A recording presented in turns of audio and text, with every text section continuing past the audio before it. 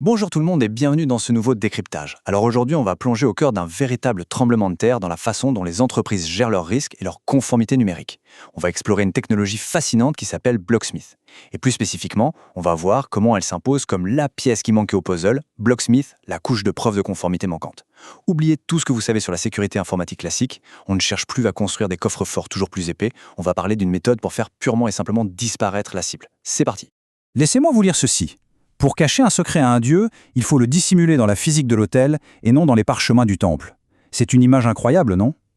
Dans notre monde numérique, ce dieu omnipotent, c'est l'accès root, l'administrateur système qui a tous les droits. Avec l'explosion de ce qu'on appelle l'intelligence non humaine, protéger nos systèmes contre cet accès absolu est devenu vital. Si on laisse un secret écrit noir sur blanc dans un logiciel, dans les fameux parchemins, il sera découvert. Pour le protéger, il faut carrément changer de dimension et l'ancrer dans la matière même.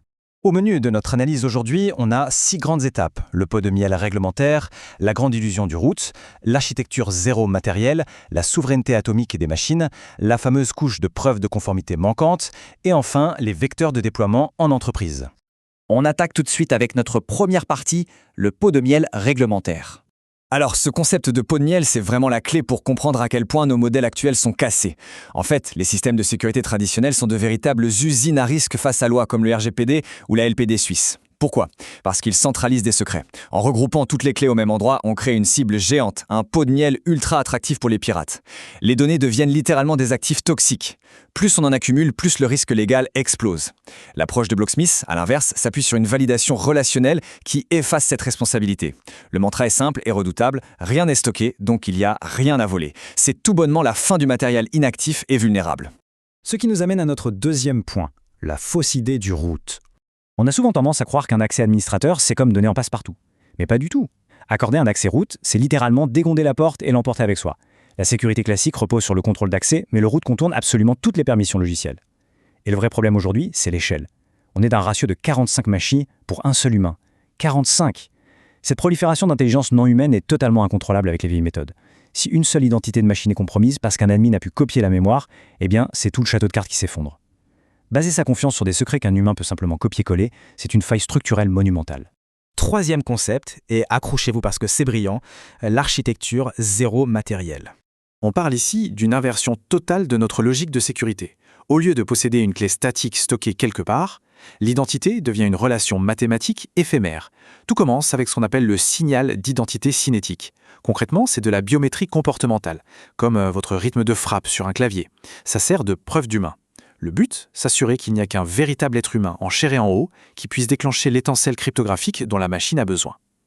Une action super basique, comme mettre un pouce en l'air sur un message Slack, cache en fait un mur de protection hyper sophistiqué. Pour l'utilisateur, c'est fluide, c'est invisible, mais pour un attaquant, c'est une friction cauchemardesque. Et voilà comment cette inversion s'opère en 4 étapes ultra rapides. D'abord, la machine crée un défi local à partir de son état physique. Ensuite, elle va aveugler ces données, c'est-à-dire les masquer, et les envoyer à un oracle externe. L'oracle signe ces données masquées sans jamais voir le secret qui se cache dessous. Finalement, la machine récupère le tout et le désaveugle localement. C'est presque de la magie. Le point fondamental à retenir ici, c'est que l'identité finale n'existe que dans la mémoire vive, la RAM, et ce, pendant quelques microsecondes à peine. Elle n'est absolument jamais écrite sur un disque dur. On passe à la quatrième partie, la souveraineté atomique des machines. Alors, pour être sûr que même cette petite apparition en mémoire vive ne soit pas interceptée, on ancre l'identité directement dans le composant physique. Rappelez-vous la physique de l'autel de notre citation.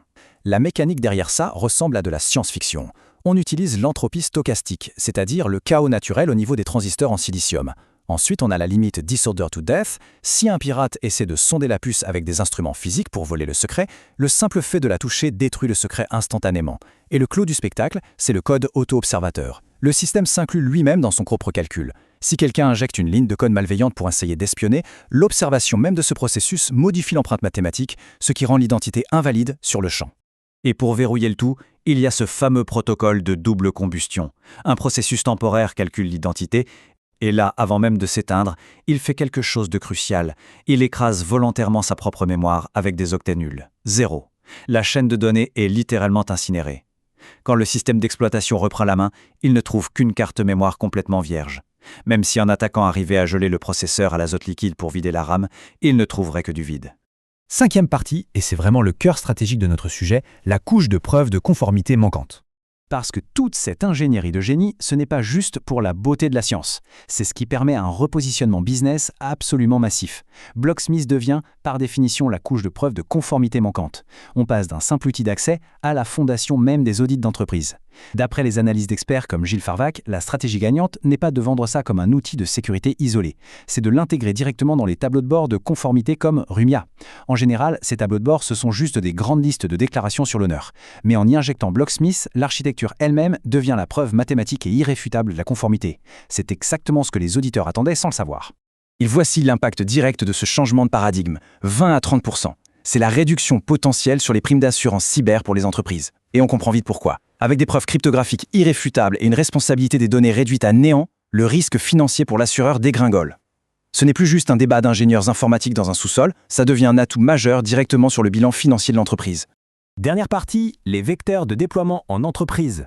Évidemment, on ne révolutionne pas l'infrastructure d'une boîte du jour au lendemain. Il faut y aller par étapes, avec des cas d'usage très ciblés. Des experts du marché, comme Pierre Castella pour la Suisse, valident totalement cette approche progressive. On commence avec des solutions légères, par exemple Waze pour gérer des certificats sans aucune friction, ou Cove pour créer des salles de données ultra sécurisées. Ensuite, il est crucial de s'aligner sur les dynamiques locales, que ce soit à travers des initiatives comme le protocole de Lausanne ou des subventions de type PRL, tout en garantissant les plus hauts standards mondiaux comme la norme FIPS 140/3. C'est par ces portes d'entrée pratiques qu'on amène cette fameuse architecture zéro responsabilité aux PME et aux institutions publiques. Pour résumer un peu tout ce qu'on vient de voir, l'ambition ultime tient en 2 mots, immunité autonome. Le but du jeu, ce n'est plus du tout de concevoir des serrures plus compliquées pour protéger vos bases de données. Le vrai but, c'est de retirer purement et simplement la responsabilité des données de vos épaules. Si un attaquant s'infiltre, ce qu'il trouve est mathématiquement inutilisable. L'entreprise est immunisée. Et je vous laisse sur cette réflexion qui franchement donne le vertige. Dans un avenir piloté par des machines autonomes, comment va-t-on pouvoir coexister en toute sécurité avec ces intelligences non humaines, sachant que les privilèges de l'humain ne pourront même plus franchir la frontière de sécurité de la machine? C'est tout le défi fascinant de la souveraineté atomique des machines. Et croyez-moi, on n'a fait qu'effleurer le sujet. Voilà, c'est tout pour cette analyse de Blocksmith. Il y a vraiment de quoi repenser totalement l'avenir de nos infrastructures. Merci de m'avoir suivi et à très vite pour un prochain décryptage.